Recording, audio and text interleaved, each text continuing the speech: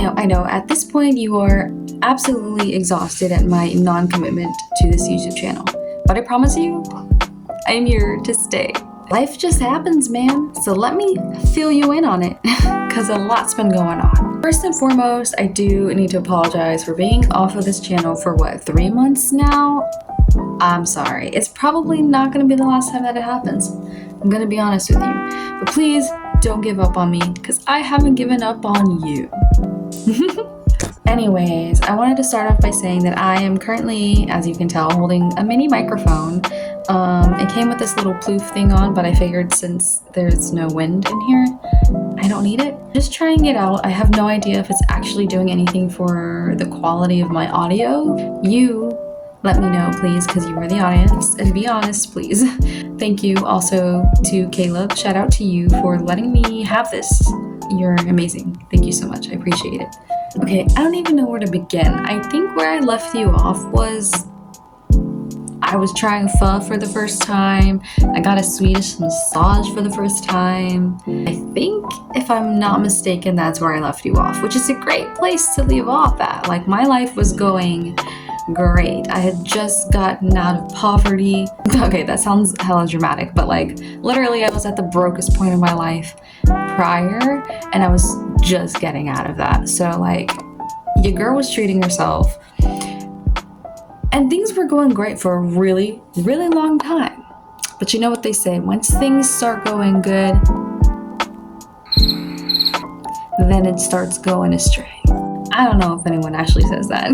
Let's start with the two most obvious things that have changed recently. One, your girl got glasses. I still have a pair of contacts. I wore them actually for the first time yesterday because I went to Zumba for the first time yesterday in a while, and I didn't want my glasses to be flying all over the place.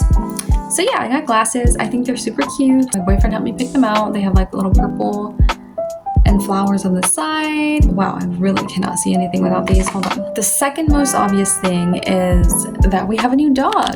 This is Scarlet. She is a pit bull chocolate lab mix. She's a super, super sweet dog. Really, really lovable, playful. She's so sweet. Honestly, probably the most lovable dog I've ever had. And that's saying something because, as you may or may not know, I really love my yellow lab dog, Buddy, who I've had since I was like 12 years old or something. We've had him for a really long time. And that is also an update that I need to fill you guys in on, which is rather sad. Okay, so my yellow lab dog was 18 years old and he was not in good shape. He had a cone around his head because he kept licking himself, and he was creating really infected areas on his skin. There was no fur. He was bald and like irritated and gross, and he would not stop licking it, scratching it, no matter what we did. We took him to the vets, got him hot spot creams, got medicine, changed his diet, and nothing was helping. And he was also, like I said, really old, so he was just having trouble holding his bladder. He couldn't walk barely at all, just in general. And also, we live on the second story of an apartment complex, so you know, he was having trouble walking up and down the stairs. We found it in his best interest to just go ahead and put him down. Unfortunately, it was a really hard choice to make, but I think if we had just let him continue to live like that would have been a cruel thing to do. I am at peace with making that choice. I wish I didn't have to make that choice. He was a really big part of my life, and leading up to the appointment felt really extra connected and bonded to him, and learned a lot of things about just love and how to be a family. I don't know if that makes sense, but he was kind of really the only family member in my family that I felt connected to, other than my grandpa. I just realized, like, leading up to his death, how much he was really there and how much I really relied on him when I was sad. How much time I really spent with him as a kid, and like how much I just loved him. And I just remember crying in the RV when my parents were trying to get rid of him because we had no room in the RV, and I was bawling, groveling, begging them not to give up, not to let him go, because I just loved him so much. But yeah, we unfortunately had to make that choice, so he is no longer with us. Well, he is, but he isn't. We have his urn with his ashes in our apartment.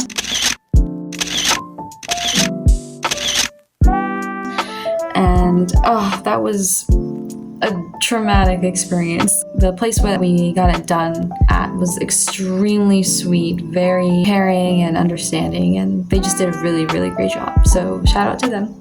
That leads me up to the point where we got Scarlett. Now, Scarlett actually came into my life, into this apartment complex with me and Darren, I would say a week or two before Buddy got put down. So she really was there emotionally for me mainly, but also Darren. Like, he was also crying in the room with me on the floor, cradling Buddy while the whole thing was happening. Like a really special, intimate moment that me and him experienced, albeit not under the best circumstances, but a very bonding experience for sure. Anywho, we got Scarlett. We had her for about I would say a month or so here at the apartment before we got a notice or an email or something that said that we can't have her because she's an aggressive breed. So me and Darren automatically were like, okay, we're just gonna take her to the front office and show her to them and, show that she's not aggressive, because she's absolutely not. She's like a sweetheart baby angel. Seriously. We take her up to the office, they pet her, whatever. She doesn't bark, she doesn't pee, she doesn't poop. She's great, she's fine, she's friendly, she's nice, she's loving, as she always is. And they say, nope, you can't have her. And so I was like, okay, well, I want to see on the lease where it says we can't have her. I check on the lease, wasn't there. So I asked, where can I find where it says, we can't have pit bulls? Because we just proved that she's not aggressive, so if it's the fact that she's an aggressive breed, obviously she's not aggressive. So that can be crossed off. But if they say that they can't have pit bulls, then that's another thing, right? So they said that it was under their insurance policy, which I talked to my mom, and after speaking with her, it made sense, because if she, for whatever reason, got aggressive with someone and hurt someone, it would be a liability for the apartment complex because it's under their insurance policy. So I was like, well, we pay insurance here, so what if we get her insured under us? That way it's a liability for us instead of y'all. And they were like, nope, sorry, can't be done. And I looked at the lady and I was like, so you're telling me there's nothing that can be done? She's like, there's nothing that can be done. And I was like, okay. So what's our deadline, right? Like, we obviously can't have her and we're not getting rid of her, so what do we gotta do, Because at this point, I've grown extremely attached to her, and Darren was already extremely attached to her. So, she's like our child at this point. She's our child. We love her so much, we're not getting rid of her.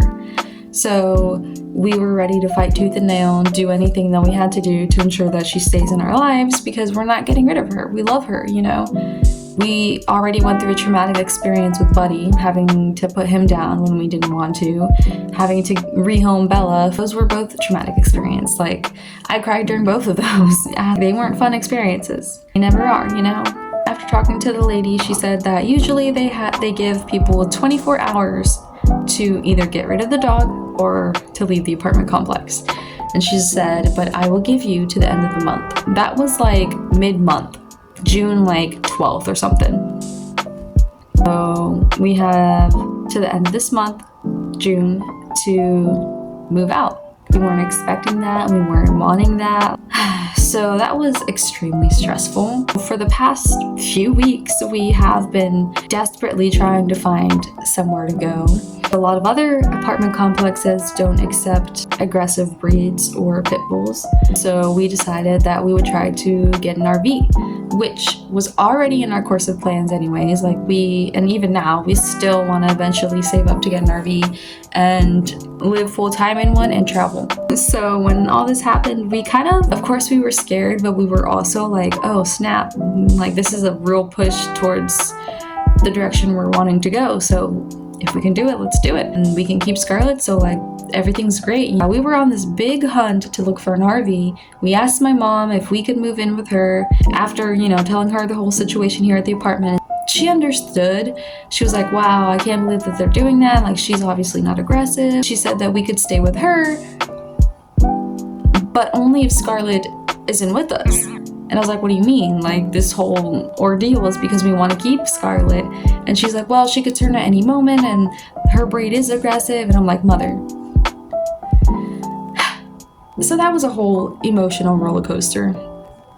Then we found this RV, me and Darren, that we really liked, and we were really excited, and we were visioning like our life and our future in it. So we found this RV, and we had talked to the guy twice, just me and Darren alone. We went inside the RV, we talked about financing with him, and everything was great, and he was excited. And I texted him, and I was like, hey, we're gonna come in next Tuesday and talk about financing, and we wanna buy it. We wanna buy it that day.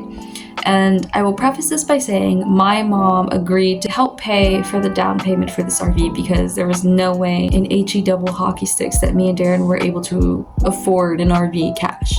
So we were really excited. We went and my mom was there. She didn't seem happy at all, like didn't smile the entire time. I don't know if I should even get into this grimy bit because it's a little bit of tea. If you know me and you want to know and you think I'll tell you, message me.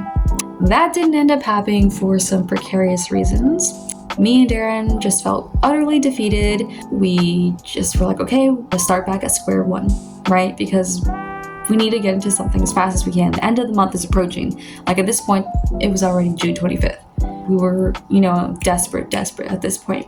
So we come across this RV bot, and this lady was really nice, asked us a lot of questions, made it very clear that they wanted our business, that they wanted to help us out. We entered feeling completely defeated and left feeling extremely hopeful. The only thing was we needed to look for a co-signer, which my mom already said she wasn't willing to do. But we weren't completely lost at that point. We weren't completely feeling hopeless anymore. We had a twinge of hope.